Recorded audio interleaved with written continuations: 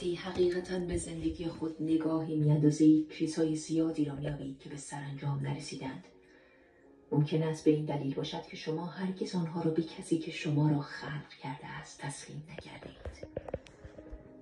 مطمئنم کسی هست که می‌خواهد در شما کار کند و به شما آشکار کند و به شما نشان دهد که چه کاری می‌توانید انجام دهید. اگر خودتان را به او بسپارید، او نیز امورتان را چنان متحول می‌کند که آرزومندش کنید. اغلب مردم خودخواه هستند و می‌خواهند زندگیشان را خود به چنگ بگیرند و زندگی را به شیوه خود زندگی کنند و تنها برنامه خود را در زندگی به پیش برانند. متاسفانه چیزی که آنها متوجه نمی‌شوند این است که خدا بهترین برنامه ممکن را برای زندگی آنها دارد، اما تنها راهی که او می‌تواند آن برنامه را عملی کند این است که آنها دستان خود را باز کنند و زندگی خود را به او تسلیم کنند و به او بدهند. در حال حاضر تنها یک موضوع مطرح است و آن اعتماد به خداوند است.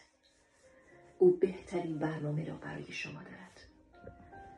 قطعاً شما اکنون حاضرید به او اجازه دهید بهترین برنامه را به شما نشان دهد. می‌دانید اکثر مردم اینطور نیستند و بنابراین کاری که انجام می‌دهند این است که خود را در برنامه ضعیف خود حبس می‌کنند. خدا بهترین ها را دارد، اما باید خودتان را به روی او باز کنید تا ببینید خدا با شما و زندگیتان چه می‌تواند بکند. خداوند در چیزهایی تخصص دارد که غیر ممکن به نظر می‌رسند. او هزاران راه می‌داند تا راهی برای شما بسازد. ایمان ساده کودکانه می‌خواهد تا به او اعتماد کنید و مراقب کارهایی که در زندگی شما انجام دهد باشید.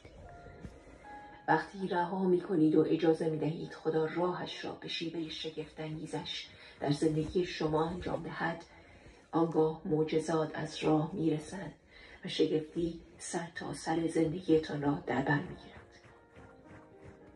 دوستتون دارم.